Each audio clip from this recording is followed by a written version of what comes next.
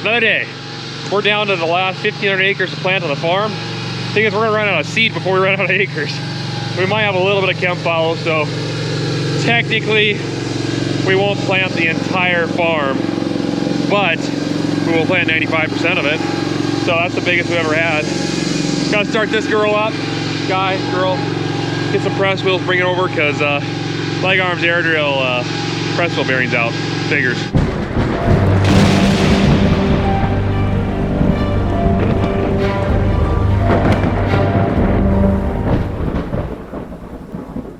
So he's actually going to take the forks, hook onto it, and shake it pretty good to see if we can get it to come off. Sometimes that works, other times it doesn't.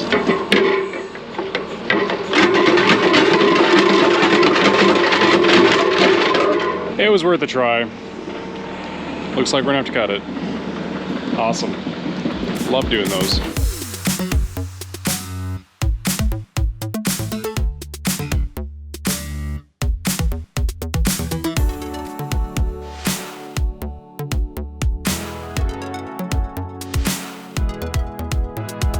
It is a messy job.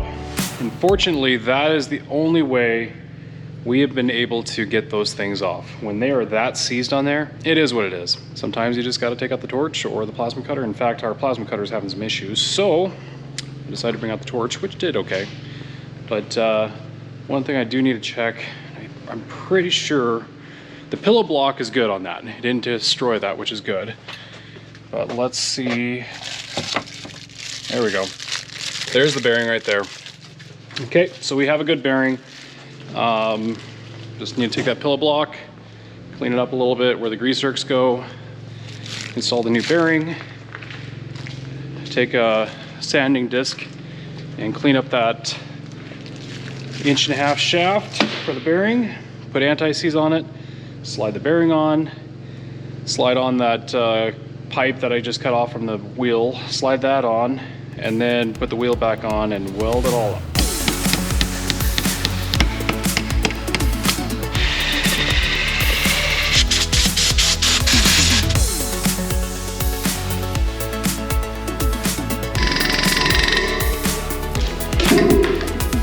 That gray stuff right there, anti-seize. We do it in hopes that down the road, if we have to change it again, it'll come off easier. And I think it helps, but obviously this time around, leg arm still had to cut the press wheel apart. But thankfully. And just so you know, I may or may not have ground down anything before I welded it, so the welds are great. You make that pretty.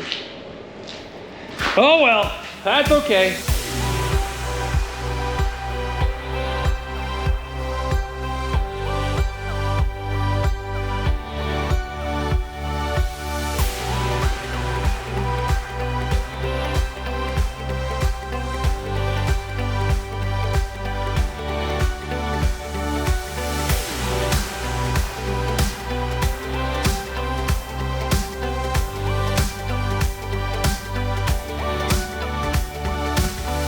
Okay, press wheels are on. Broke the adapter that converts 3/4 down to 1/2-inch sockets.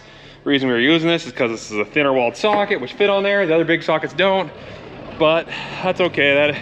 That Milwaukee is a little overpowered for that adapter. We shouldn't even been using it, so that's just what happens. We just break those things. Fortunately, I just order a bunch of them. All right, let's go load this drill so we can get a little bit of seed in the ground.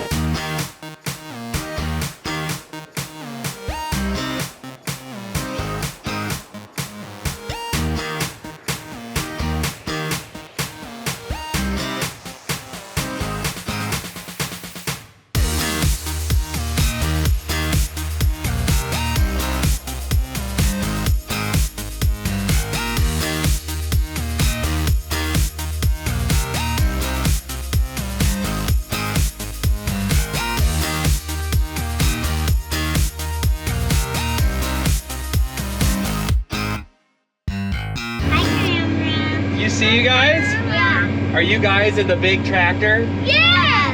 What? Hi, camera. Hi, camera. Say hi, everybody. Hi, everybody. This is Rosie. She's my oldest. This is Luke. He's my second oldest, and my youngest screamingly went to take a nap. He wanted to come so bad, but it's nap time. But they get a ride with Daddy for a little bit. Bye. You do? Bye. Bye.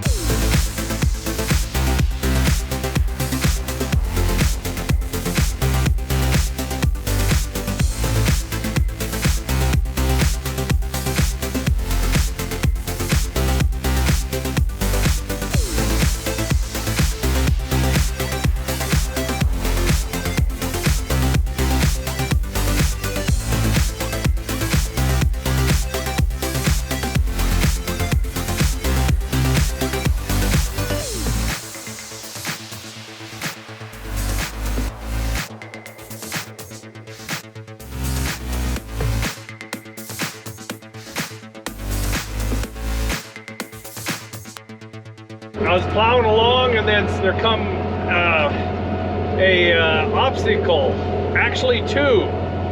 So I had to stop and pick them up. Say hi. Bye. Yay. Nothing like running a bud and having two grandkids with you. Awesome. What a life. Rain's coming. Dad's booking it. He's got her in high gear. I think he wants to get done at this field before the rain really hits. I think he's got time. He'll pull it off. But I got some kiddos that wanted to ride with Grandpa. So they're riding with Grandpa. Let's go get them. Silly puppy. Well, we got shut down for a couple days. You can see it's still lightly sprinkling here. Got about a ½ inch of rain. That's like a 3-inch rain for you row crop farmers that have all the rain and everything. It's a big rain for us. Our soil here tends to get pretty mucky with not a lot of rain. So it shut us down for a couple days. We're gonna probably try to go tomorrow, but I don't know, we'll see what happens. It's a little dark up there and a little bit of spitting going on. We got around 2,000 acres left. I think I've said that about 4 times now, but we added another 400 acres of canola that we're gonna try if we can get it in. It's getting a little late, so we're getting a little nervous about that, but we'll hopefully get some good days ahead of us coming up here. Things are going good. I went to the lake house over the weekend, purged a well. I guess I should say shocked it because there were some levels of bacteria that needed taken care of, so I learned how to do that. So good stuff. Lake house videos are coming. We're gonna be building a deck here soon, so I think I'm gonna record that. All right, I'm gonna get in the shop, do some work, maybe on the Apache. Spray work, let's go. Well, Dad's building a sweet staircase, and we're still rained out, but it's not gonna be long, we're gonna be back in the field. In fact, actually, probably could be spraying. I'll look at the weather again and see what's coming, but remember these tie rod ends. I think this one's pretty solid. The reason this one's not wore out, the other side is on the Apache, it dawned on me, is because there's 2 arms pulling on this whole thing. So this side's got 2 spots to take the wear and tear as it's traveling down the road taking abuse. 2 arms, well, 2 joints. This side's only got 1. So all the torque that happens on this wheel is being driven entirely into that joint, and that's the bad one. But I went ahead and got both because I figured it'd be a good idea to get both joints. So let's go ahead and put this one in, the one that's bad right here at first, and then I'll swap that one out too if the first one's easy. And then we'll go, spray some loads.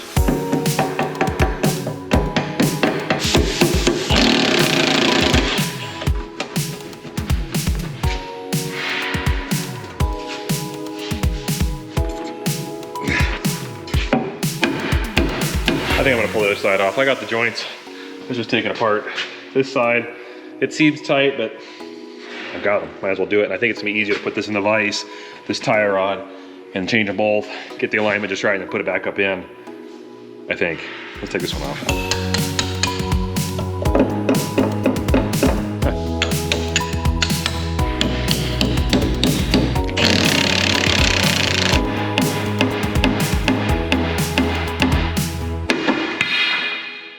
Is this not the longest tie rod you've ever seen?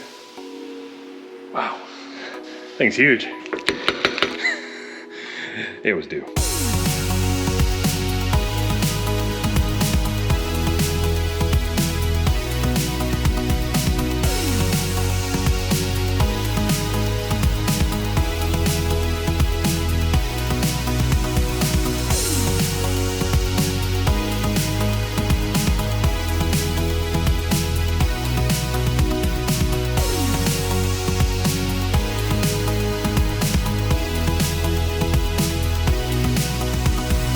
So I measured the distance, or the width of the tie rod with the ends in, and then I also marked on there where the nut goes. So I'll put the nut in that spot, then I'll run it into the tie rod, then jam the nut tight.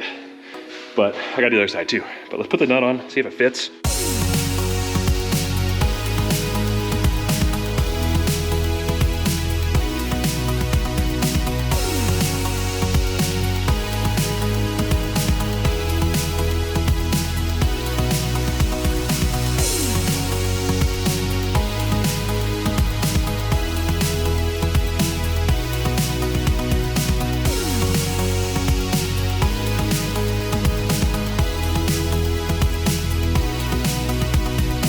Well, that there, definitely a hazard.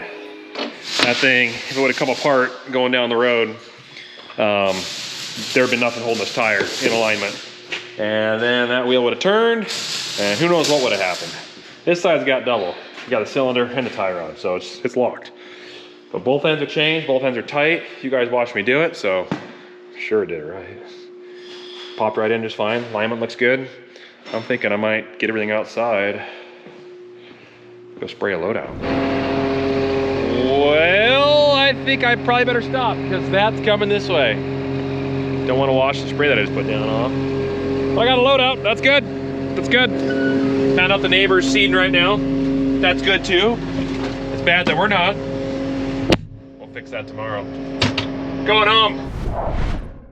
Whew, things are moving.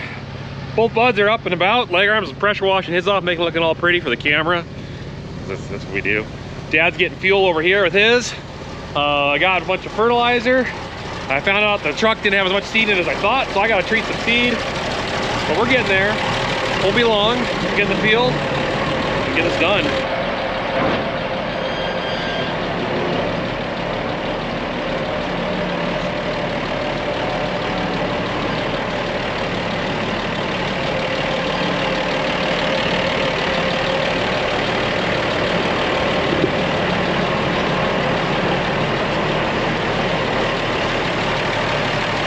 Hear that old Versatile engine purring in there? It's actually a Cummins, but it came out of a Versatile. It is a little bit smoky. I think it needs the rack ran on it. Something we'll have to do probably this next season, but let's get him filled up. He's ready for it.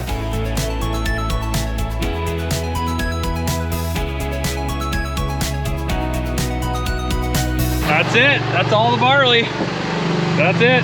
So whatever's in that truck, whatever the drills, that'll hopefully finish out those acres, and then it's canola. So I just got to clean the storm up, get it all prepped and ready, done for the season, because we're not going to be needing any more for canola. Let's do it. Okay, back at seeding. Last few days, and then we'll be done. And I'm on a piece we call the airport land. It's just east of the airport, and it's kind of a hilly piece of land. But just curious, this piece of ground has 14 power poles that stretch across it. One goes diagonally, and then there's another branch that heads across the field. So there's 14 of them. So I'm doing a lot of turning around and around. So I'm kind of curious on some of the comments. How many poles do you have in some of your fields? Nothing against the poles, because these are power poles, and we get a charge out of them. Actually, this is our line, eventually reaches our farm.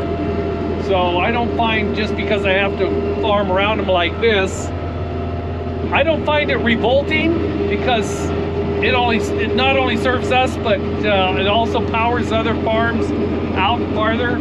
So, you know, but it's just one of those things you put up with. I was watching real closely. Does that make me a pole watcher? What are those? Are those antelope? Kobe, do you see some antelope? What? Really? Don't start. He's gone the opposite way. Got fooled, but he just runs at him a few paces and then stops. He knows he can't catch them, and they will come back around and be curious at him, and he'll look at them, and then he'll both go on their own way. So but he just loves he's a herd dog, and so anything like that, you know, that instinct. I'm an old dog.